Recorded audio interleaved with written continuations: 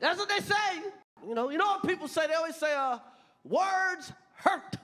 Gotta watch what you say, because words hurt. You know, anybody that says words hurt has never been punched in the face. Excellence in TV, we got excellence in movies too. A lot of excellent black movies, man. And some of them don't even have Kevin Hart in them.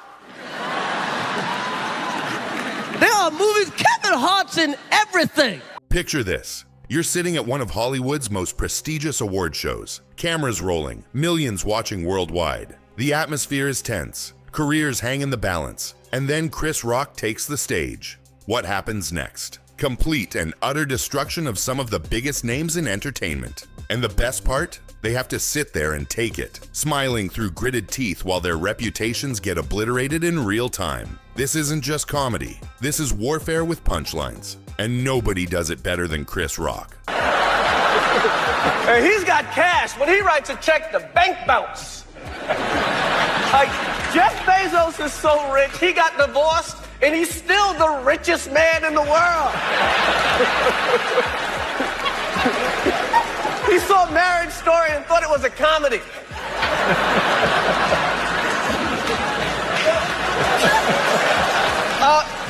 Steve, do you have anything you want to add about Mr. Bezos? No, I like getting my packages on time. But what drives a man to systematically dismantle celebrities to their faces? What happens when the jokes cross lines that maybe shouldn't be crossed? And how far is too far when the entire world is watching? We're about to dive into the most savage, controversial, and downright brutal celebrity roasts that left Hollywood speechless. Some of these moments changed careers forever. Others started feuds that are still burning today. And one of them? Well, it ended with Chris Rock getting slapped on live television by one of the biggest movie stars on the planet.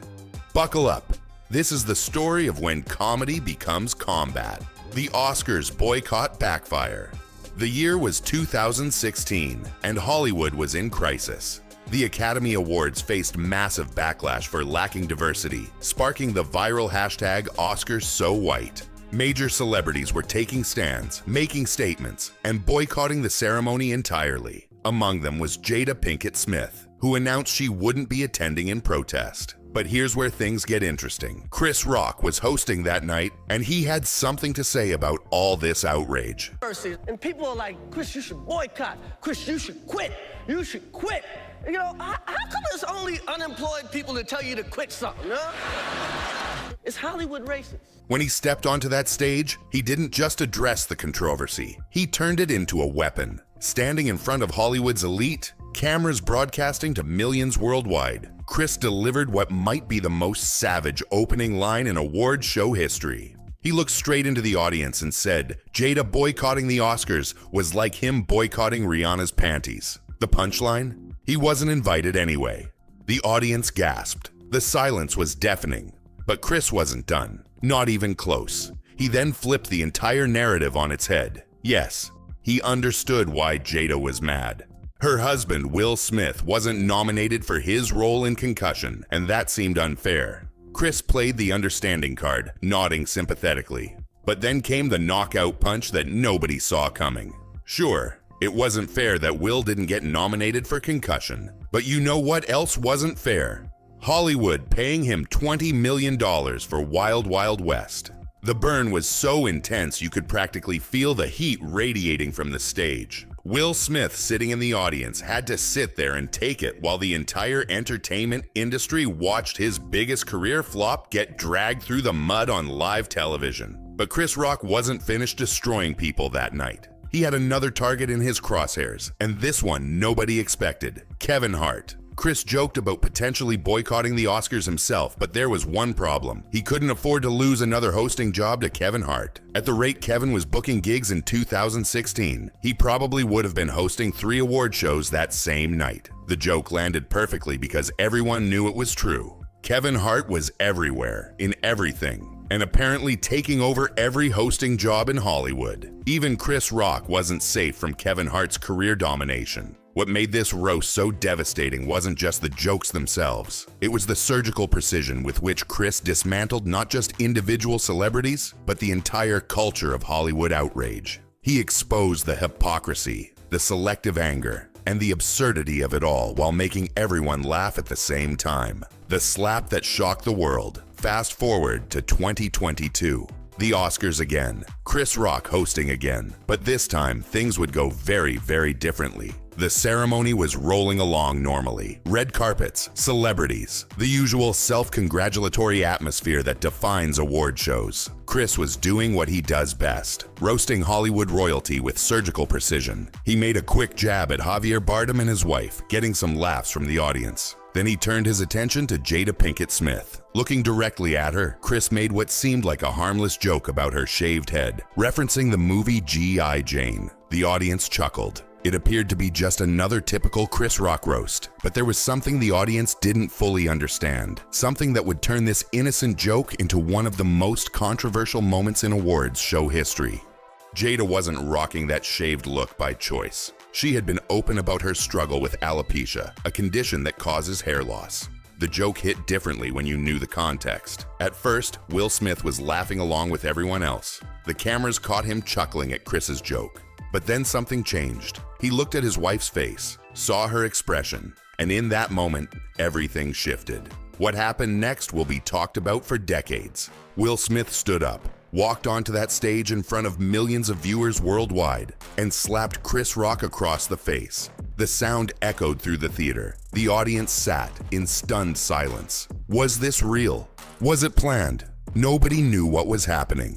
Chris barely had time to process what had just occurred before Will was shouting across the room, telling him to keep his wife's name out of his mouth. The entire vibe of the Oscars shifted from glamorous to straight up chaotic in a matter of seconds. Chris stayed professional. No retaliation, no meltdown, just pure shock. He kept the show moving like the seasoned performer he is. But if you thought he'd stay quiet about this for the rest of his life, you were dead wrong. The Netflix special Revenge. A year later, Chris Rock was ready to talk. He dropped a Netflix special and unloaded everything he'd been holding back. This wasn't just comedy anymore. This was personal. He started by acknowledging what everyone already knew. Yes, he got slapped at the Oscars. Yes, it hurt, and it still hurt. He didn't pretend to brush it off or act tough. He owned the pain and the humiliation of being attacked on live television. But then Chris did what Chris Rock does best. He flipped the script entirely. According to Chris, this wasn't really about a G.I. Jane joke. This was about selective outrage. Will Smith, he argued, practices selective outrage, getting mad at the wrong people for the wrong reasons. Here's where Chris got really savage. He pointed out that he had nothing to do with Will Smith's real problems. He didn't have any entanglements. The word entanglements was a direct reference to Jada's affair with their son's friend, which she had publicly discussed on her Red Table talk show. Chris wasn't the one who embarrassed Will Smith. Jada had done that all by herself by airing their dirty laundry on television for the entire world to see. She sat across from Will and basically told him, and everyone watching, about her relationship with their son's friend. The whole world watched Will's soul leave his body during that interview. Once that entanglement story went viral, it was open season on Will Smith. Every rapper, every podcast, every talk show was clowning him. Everyone was calling him weak, calling his wife unfaithful. But instead of checking the people who were actually humiliating him, Will decided to take all that built-up frustration and smack the one guy he knew wouldn't hit back. Chris made it crystal clear that Will Smith hit him because he knew he could beat him. It was cowardly, calculated, and completely misdirected anger. But here's the kicker. This wasn't even the first time Jada had come for Chris Rock. Years earlier, she had said Chris should quit hosting the Oscars because Will didn't get nominated for a movie. She started the feud, and Chris was just finishing it. The Netflix special wasn't just a response to the slap. It was a masterclass in how to destroy someone's reputation using nothing but truth and comedy. Taking down royal complaints. Chris Rock's surgical precision wasn't limited to Hollywood celebrities. He set his sights on royalty too, specifically Meghan Markle, and her claims about the British royal family. For months, Meghan had been making headlines with accusations of racism within the royal family. She claimed they were concerned about her baby's skin tone, suggesting this was evidence of deep-seated prejudice. The interviews were explosive, the claims were serious, and the media coverage was intense. But Chris Rock, he wasn't buying it. Standing on stage, Chris broke down Meghan's complaints with brutal honesty. They're so racist, they're so racist. Some of that he went through. how brown the baby. That's not racist. Because even black, they wanted to know how brown, because she's complaining. I'm like, what the is she talking about? Oprah, they're so racist. The baby was gonna be. They're so racist. They wanted to know how brown the baby's gonna be. I'm like, was not racism. It was just some in-law. Sometimes it's just some in-law. People wanna know. Some of what she went through, he argued, wasn't racism at all. It was just typical in-law drama. Every family has difficult relatives who ask inappropriate questions and make uncomfortable comments. When Meghan complained about royal family members wondering how brown her baby would be, Chris had a different perspective entirely. That's not racist, he pointed out, because even black families want to know. It's natural curiosity, not systematic oppression. But here's where Chris really called Meghan out on her privilege. She married into the most powerful, wealthy family on the planet. She's not exactly struggling with real problems. She just has annoying in-laws, like millions of other people around the world. The difference is most people don't get to complain about their in-laws on international television and be treated like victims of systematic oppression. Chris Rock exposed the absurdity of treating normal family dysfunction as evidence of institutional racism. Billionaire destruction. Jeff Bezos got similar treatment at the Academy Awards. Chris introduced him as a great actor, backhanded since Bezos isn't an actor. Then came financial jokes about how when Bezos writes a check, the bank bounces because his wealth breaks normal systems. The divorce roast was brutal. Bezos got divorced, lost half his fortune, and still remained the richest man alive. Chris joked that Bezos probably watched Marriage Story and thought it was a comedy because his own divorce was financially meaningless. The Jake Paul problem. At Saturday Night Live's 50th anniversary, Chris addressed what he considered a crisis in entertainment: Jake Paul's boxing career. Chris wasn't just annoyed, he was genuinely offended. Here was a 27-year-old in his prime choosing to fight 60-year-old men for profit. This wasn't boxing, it was elder abuse with pay-per-view revenue. Boxing should be young athletes testing themselves against equals. Instead, Jake Paul was punching senior citizens and calling it professional athletics. Chris wondered who Jake would fight next. Morgan Freeman. The hatred Chris expressed wasn't normal dislike. It was landlord-level hatred, the deep, irrational kind that exists purely on principle. Hip-hop health warnings.